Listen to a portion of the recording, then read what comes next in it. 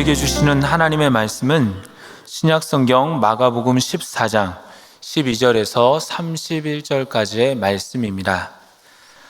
무교절의 첫날 곧 유월절 양 잡는 날에 제자들이 예수께 여짜오되 우리가 어디로 가서 선생님께서 유월절 음식을 잡수시게 준비하기를 원하시나이까 하매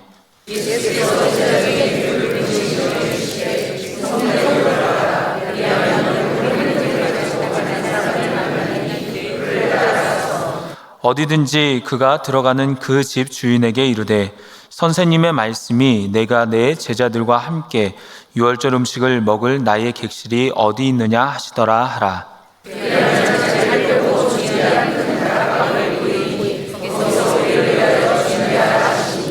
제자들이 나가 성내로 들어가서 예수께서 하시던 말씀대로 만나 유월절 음식을 준비하니라.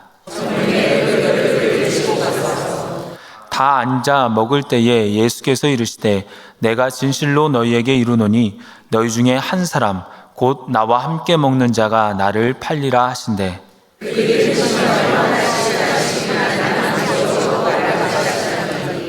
그들에게 이르시되 12 중에 하나 곧 나와 함께 그릇에 손을 넣는 자니라.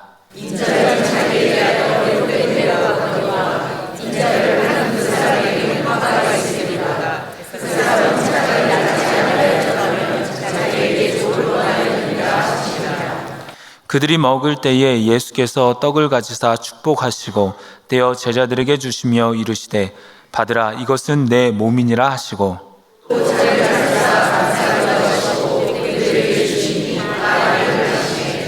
이르시되 이것은 많은 사람을 위하여 흘리는 나의 피 곧 언약의 피니라.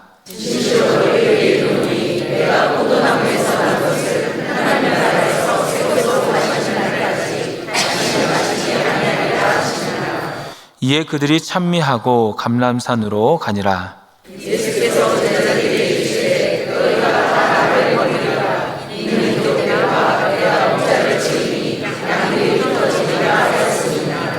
그러나 내가 살아난 후에 너희보다 먼저 갈릴리로 가리라.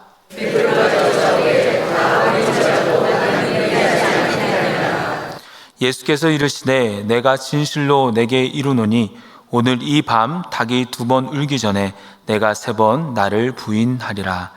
베드로가 힘있게 말하되 내가 주와 함께 죽을지언정 주를 부인하지 않겠나이다 하고 모든 제자도 이와 같이 말하니라. 아멘.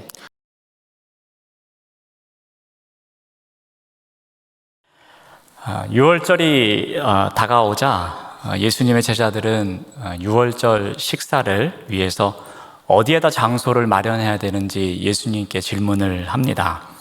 그래서 오늘 본문 12절은 이렇게 시작합니다.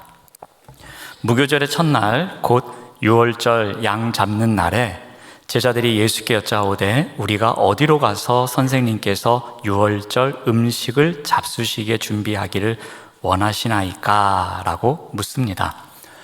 무교절은 우리가 잘 알고 있는 것처럼 출애굽 당시에 이스라엘 백성들이 애굽에서 급하게 출발하면서 이 누룩을 넣지 않은 빵을 먹은 것을 기념하는 절기입니다.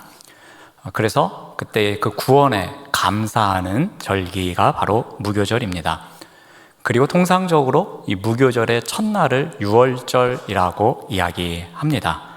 특히 이 유월절은 그 문설주에 바른 양의 피로 인해서 구원을 얻은 것에 대해서 더욱 감사하는 날이기도 합니다.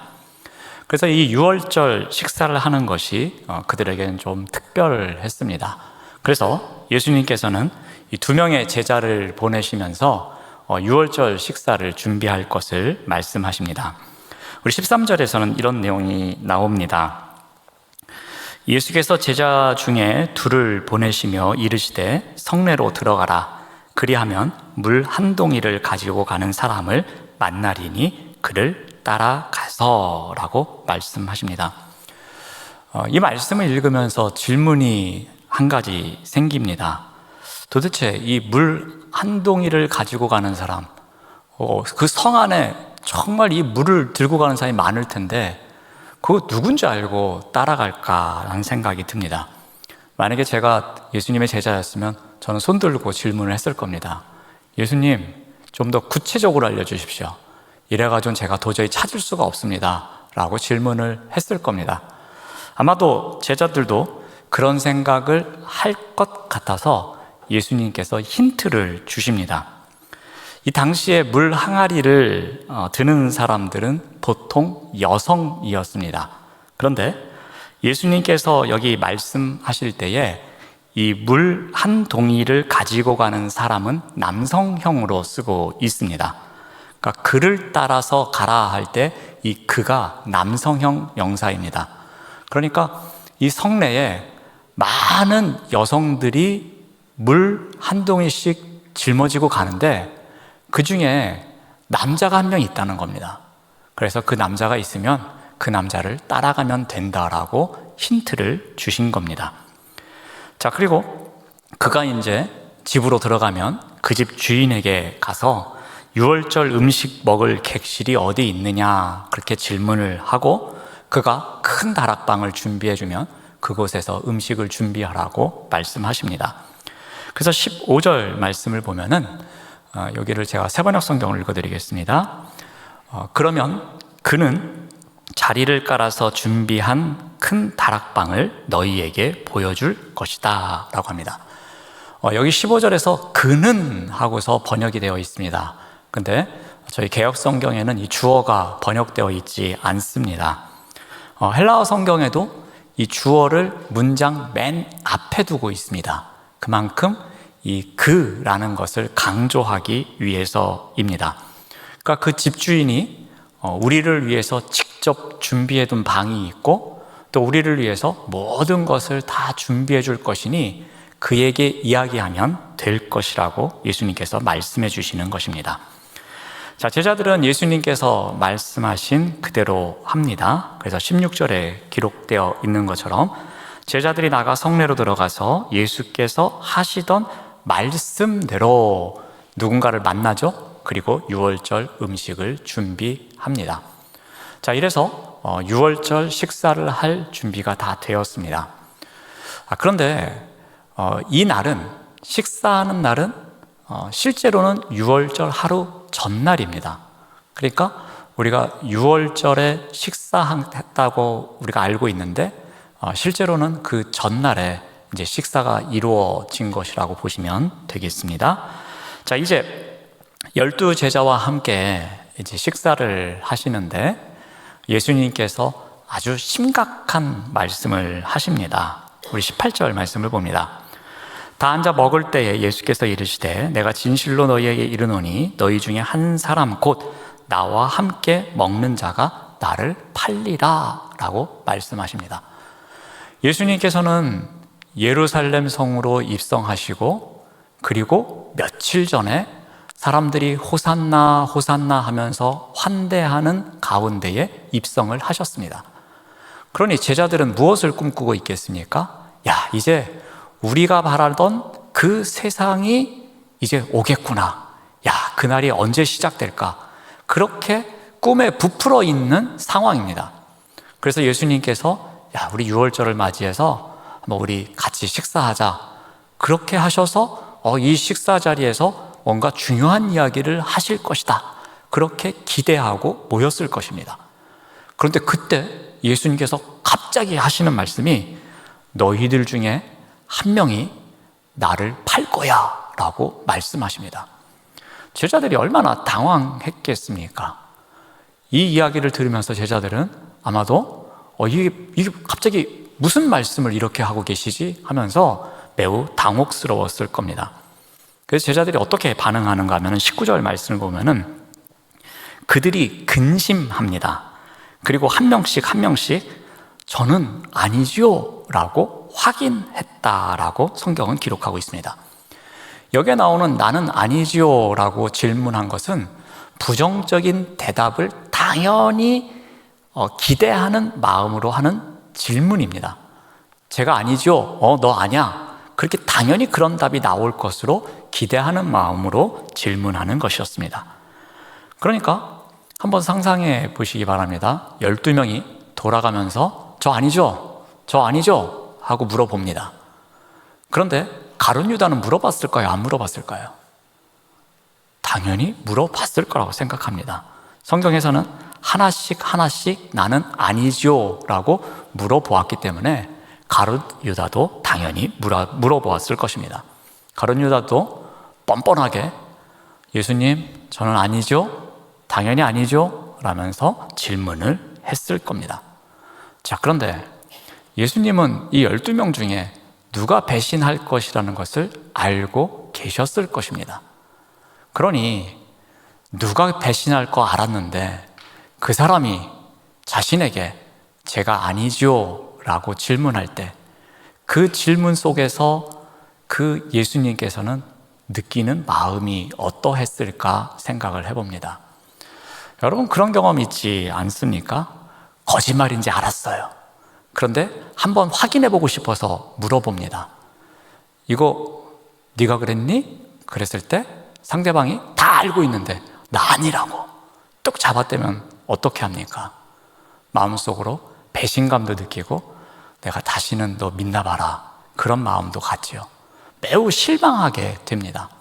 아마도 예수님도 이 시간에 제자들이 한 명씩 물어볼 때에 아마도 실망감이 있지 않았을까 생각을 해 봅니다.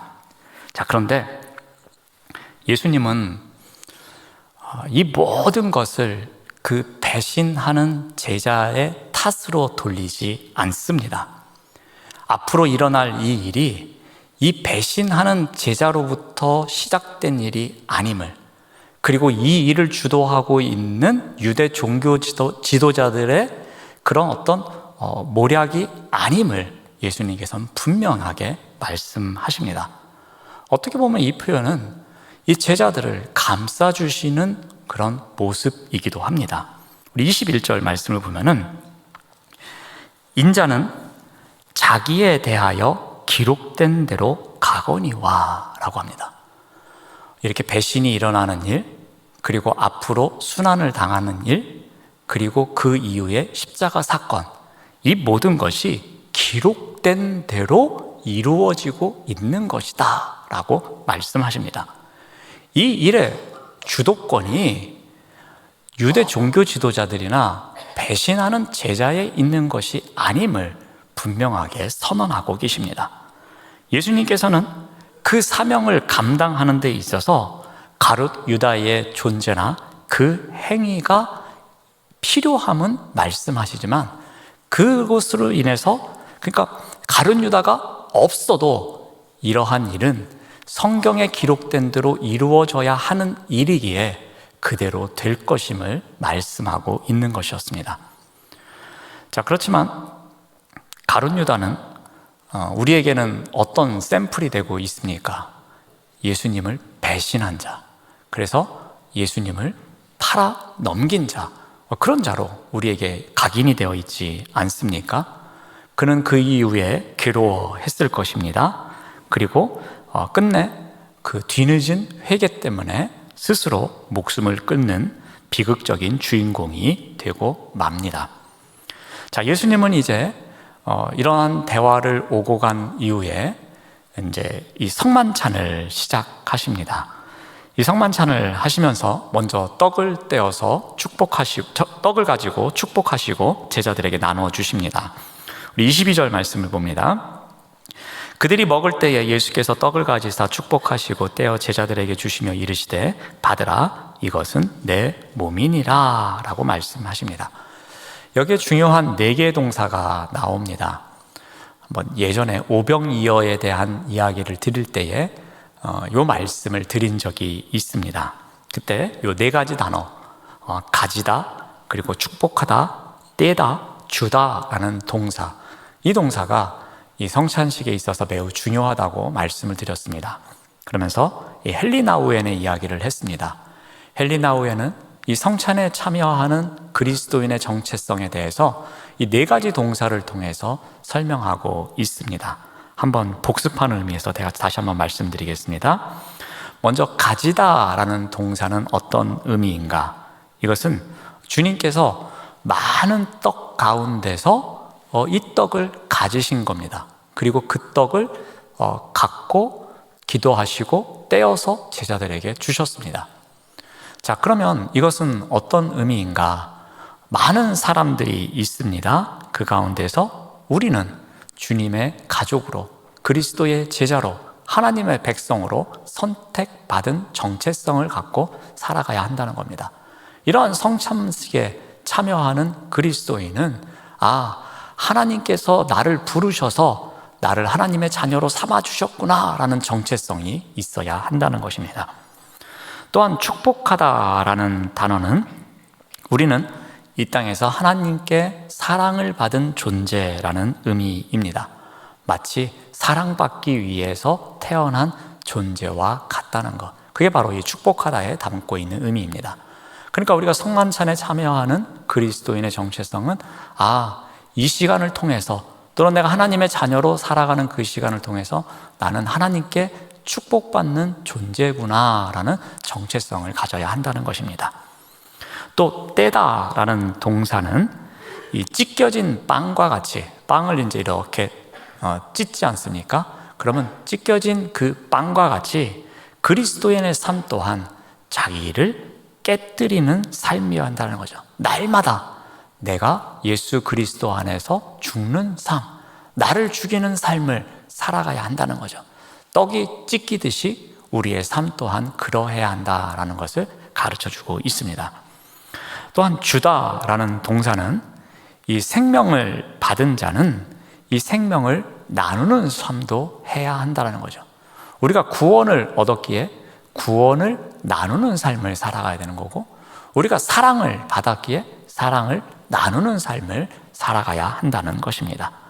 그래서 오병이어 기적에서 말씀드릴 때에 제자들에게 예수님께서는 너희가 먹을 것을 주라 라면서 너희들이 받은 은혜, 그 은혜를 나누어 주라 라는 의미, 그래서 제자들이 그것을 직접 할 것을 예수님께서 명령하셨다고 말씀을 드렸습니다.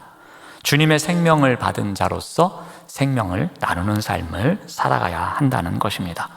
우리의 입술과 삶으로 복음을 드러내고 또한 배려와 사랑과 이런 헌신을 나누며 살아가야 한다는 것, 그것이 바로 이 성만찬을 통해서 그리스도인이 가져야 할 정체성임을 가르쳐주고 있습니다. 자, 이렇게 떡을 나누고 난 이후에 주님께서는 그 흘리신 피에 대해서도 설명해 주십니다. 그 내용이 23절에서 24절에 나옵니다. 또 잔을 가지사 감사기도 하시고 그들에게 주시니 다 이를 마시매 이르시되 이것은 많은 사람을 위하여 흘리는 나의 피, 곧 언약의 피니라. 지금까지는 동물의 피로 죄를 씻는 의식이 이어졌습니다. 그런데 이제는 예수 그리스도께서 단번에 영원히 속죄하는 그러한 제물로 드려짐으로 인해서, 그 피로 인해서, 십자가의 피로 인해서 새로운 언약이 생기게 된다고 말씀해 주십니다. 자, 이와 같은 성찬, 예수님께서 제정하신 성찬의 의미에는 여러 가지로 접근할 수가 있지만 우리가 종합적으로 보면은 이 성찬 속에는 과거와 현재와 미래가 공존합니다. 과거는 무엇이겠습니까? 우리가 성찬에 참여하면서 예수 그리스도께서 우리를 위해서 행하신 그 사건, 그 일, 그 놀라운 은혜를 우리가 기억하는 것, 그래서 그것에 대해서 감사하는 삶을 사는 것, 그것이 바로 과거의 사건입니다. 또 현재는 어떠한 일이겠습니까? 이러한 성찬에 참여하는 우리 공동체가 있습니다.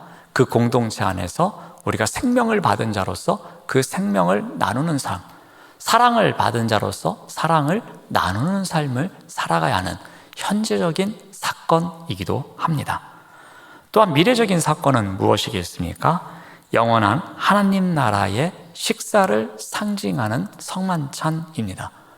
우리가 가야 할 영원한 그 나라, 그 나라에서 이루어질 모습, 그것을 우리가 지금 그 미래의 사건을 현재로 끌어와서 우리가 훈련하는 거죠. 그 연습하는 거죠. 재현이 되고 있는 것입니다. 성찬에 참여함으로써 우리는 주님의 재림을 기대할 수 있게 되고 하나님 나라의 온전한 기쁨이 무엇인지, 그리고 하나님 나라를 통해서 이루어지는 것이 무엇인지를 기대하게 된다는 겁니다. 그래서 이 성만찬에는 과거와 현재와 미래가 공존한다는 것을 말씀드릴 수 있겠습니다. 제가 다 말씀드렸었습니다, 전에. 네. 그래도 복습을 하면 다시 기억이 날 줄로 압니다. 자, 예수님은 이제 이렇게 성만찬을 하시면서 성만찬의 의미를 이렇게 이제 설명을 해 주셨습니다. 이것이 내 몸이고 이것이 내 피다. 그런데 이것이 너희들에겐 어떤 의미인지 말씀을 하셨습니다. 자, 그러고 난 다음에 예수님께서는 앞으로는 이런 일이 그런데 없을 거야 라고 말씀하시면서 25절, 26절에서 이렇게 말씀하십니다. 진실로 너희에게 이르노니 내가 포도나무에서 나는 것을 하나님 나라에서 새 것으로 마시는 날까지 다시 마시지 아니하리라 라고 말씀하십니다. 여기에는 여러 가지 상징적인 의미가 있지만 부활이 있음을 말씀하십니다. 그리고 영원한 하나님 나라에서 완성될 것에 대해서도 말씀하고 있습니다. 그러니까 지금의 이 성만찬, 예수님께서 제정하시는 성만찬, 그 성만찬이 이제 이것이 마지막임을 말씀하시면서 앞으로 부활 이후에 너희와 함께 영원한 하나님 나라에서 이와 같은 일이 있을 것이라고 말씀하고 계십니다. 자, 그러고 나서 26절 끝부분에 감난산으로 가셨다라고 말씀하십니다. 이제 그 마지막 순간을 위해서 감난산으로 향하십니다. 감난산에 가셔서 예수님께서는 다시 한번 말씀하십니다. 27절 말씀을 봅니다. 예수께서 제자들에게 이르시되 너희가 다 나를 버리리라. 이는 기록된 바 내가 목자를 치리니 양들이 흩어지리라 하였음이라. 조금 전에 성만찬을 제정하시면서 마지막 식사를 하시면서 너희 중에 누군가 하나 나를 배신할 거라고 말씀하셨습니다. 근데 이제 예수님께서 말씀하시기를 어떻게 말씀하시냐면은 너희가 모두 다 나를 버릴 거라고 말씀하십니다. 이제 한 사람이 아닌 모든 제자들이 예수님을 버릴 것이라고 말씀하십니다. 근데 여기에 나오는 너희가 나를 버리리라 라는 이 단어는 이 스가랴서 13장 7절과 연관되어 있습니다. 그 말씀에서 가져와서 말씀하시는데 우리 스가랴서 13장 7절 말씀을 한번 참고로 보겠습니다. 만군의 여호와가 말하노라. 칼아 깨어서 내 목자 내 짝된 자를 치라. 목자를 치면 양이 흩어지려니와 작은 자들 위에는 내가 내 손을 들이우리라 라고 말씀하십니다. 그러니까 예수님께서는 스가랴 말씀을 하시면서 목자가 쓰러지고 나면 그 목자가 키우던 양도 다 흩어지는 이야기를 하십니다. 그러니까 지금 예수님은 제자들에게는 목자 역할을 해 오셨습니다. 그러니까 예수님께서 죽임을 당하십니다. 그러면 그 양이었던 제자들은 어떻게 된다는 것입니까? 넘어진다는 이야기입니다. 버린다는 이야기입니다. 흩어진다는 이야기입니다. 그런데 여기서 이야기가 끝나지 않습니다. 여기에는 반전이 기다리고 있었습니다. 우리 마가복음 14장 28절 말씀을 봅니다. 그러나 내가 살아난 후에 너희보다 먼저 갈릴리로 가리라 라고 말씀하십니다. 예수님께서는 분명히 죽음 이후에 제자들이 뿔뿔이 흩어질 것을 말씀하셨습니다. 그런데 그 부활 이후에 예수님께서 오히려 먼저 갈릴리에 가 계실 것이라고 말씀하십니다. 즉 예수님은 목자를 잃고 흩어진 양 무리 같은 제자들을 부활 이후에 갈릴리로 다시 이끄실 것을 말씀하고 있는 것입니다. 그들에게 나의 죽음이 끝이 아니라 여기에 소망이 있음을 예수님께서는 설명하고 계십니다. 그래서 그들이 목자를 빼앗김으로 흩어지고 걸려 넘어지게 되지만 부활 이후에 목자가 다시 부활했을 때에 그 목자는 다시금 자신의 양을 인도해 주실 것을 강조하고 있는 것입니다.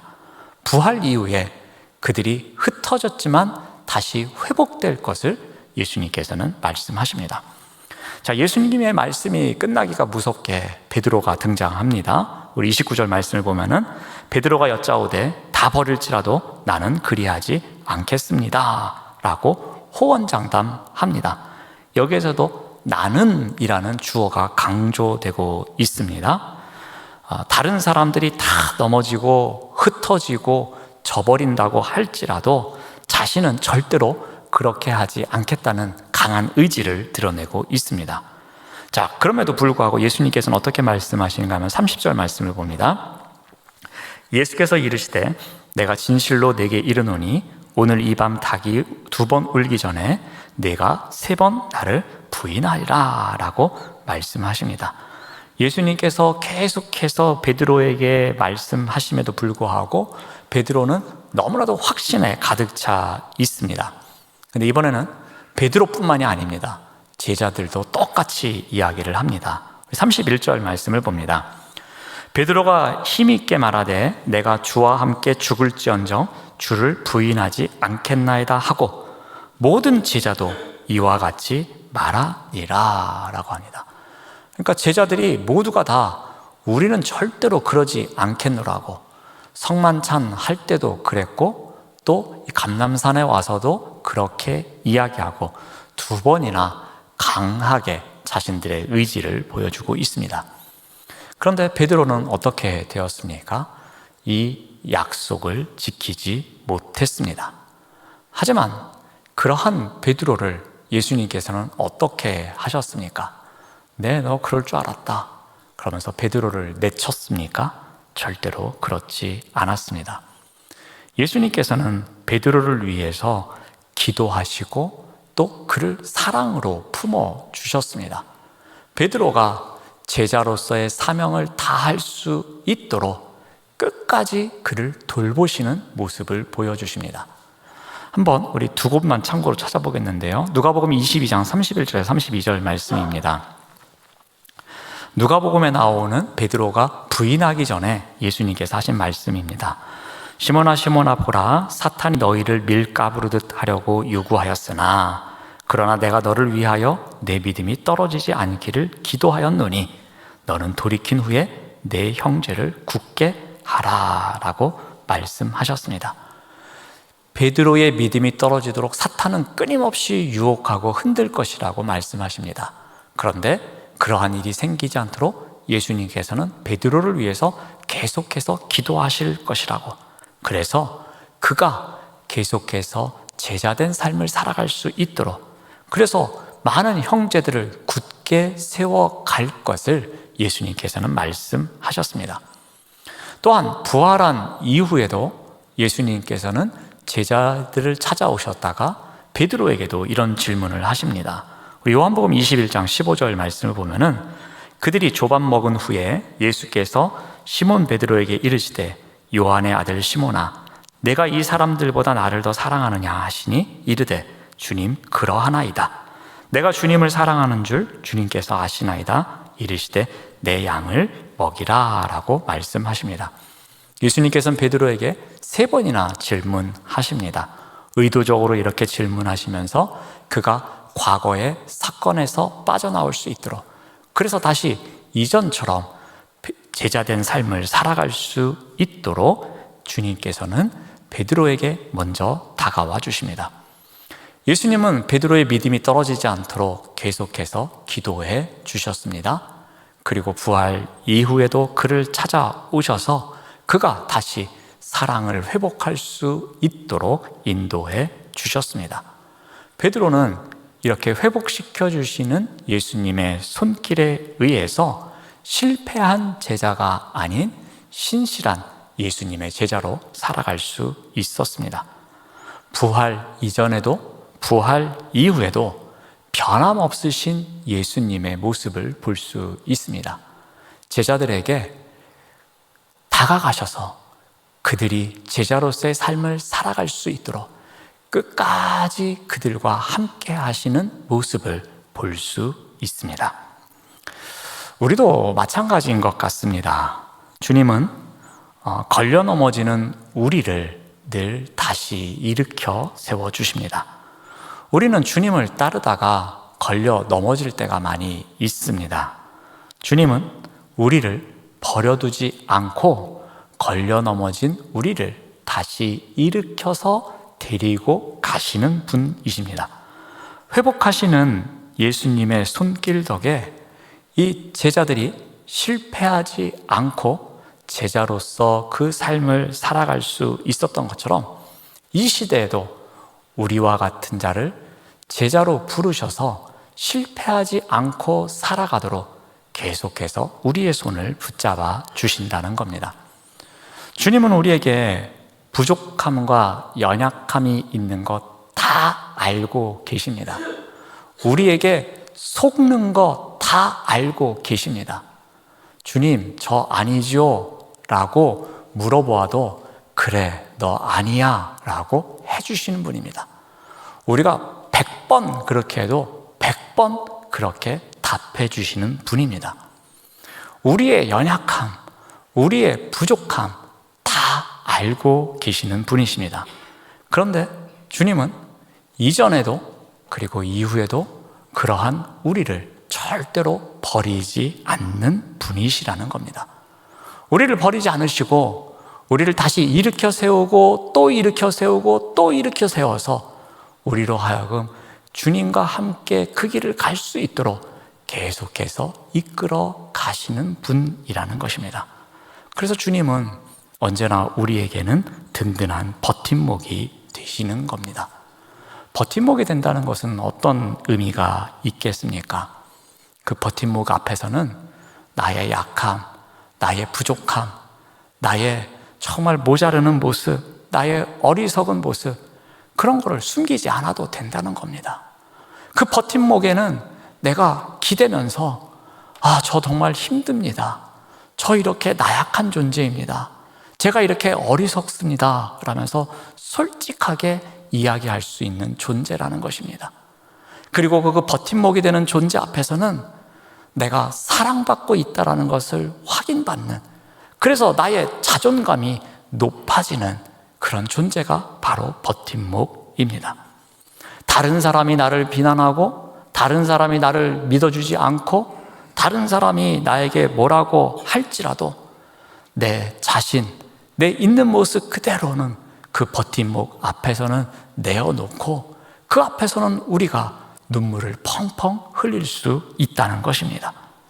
다른 사람으로 인해서 상처를 받았을지라도 그 상처를 어디에 가서 이야기할 수 없는 그 순간에도 그 버팀목 앞에서는 제가 이런 상처를 받았습니다. 어떻게 할까요? 라면서 울부짖을 수 있는 존재가 바로 버팀목이 되는 것입니다. 그래서 우리는 그 버팀목 아래에서 치유되어가는 삶을 살아가는 것입니다. 넘어지지만, 부족하지만, 어리석지만 그 버팀목이 되어주시는 주님이 계시기에 거기에서 다시 일어나서 기댈 수 있고 그 과정을 통해서 우리는 치유받는 삶을 살아간다는 것입니다. 사람들은 말합니다. 그런 버팀목은 돈의 힘에 있다고, 그런 버팀목은 권력의 힘에 있다고, 그런 버팀목은 명예의 힘에 있다고, 그런 버팀목은 말의 힘에 있다고, 그런 버팀목은 나의 재능에서 나온다고 이야기합니다. 하지만 우리를 지탱해 주시는 참된 힘의 원천은 예수 그리스도이심을 우리가 꼭 믿어야 할 것입니다. 우리가 넘어지기 이전에도 그리고 넘어진 이후에도 그 버팀목은 변함없이 우리를 받쳐주시고 또 우리를 일으켜 세워주시고 또 우리와 통행하시는 가운데 우리가 그 길을 꿋꿋하게 갈 수 있도록 응원해 주시는 분입니다. 우리가 넘어져도 언제나 다시 회복시켜 주시는 주님이 진정한 버팀목임을 믿고 살아가시는 우리 모두가 되시기를 바랍니다. 기도하겠습니다. 하나님 감사합니다. 힘들어 지치고 절망하여 넘어지며 어리석어서 부족할지라도 주님은 언제나 우리를 회복시켜 주시는 버팀목이 되심을 믿습니다. 그 믿음으로 주님의 제자로 신실하게 살아갈 수 있도록 인도하여 주시옵소서. 예수님의 이름으로 기도드립니다. 아멘.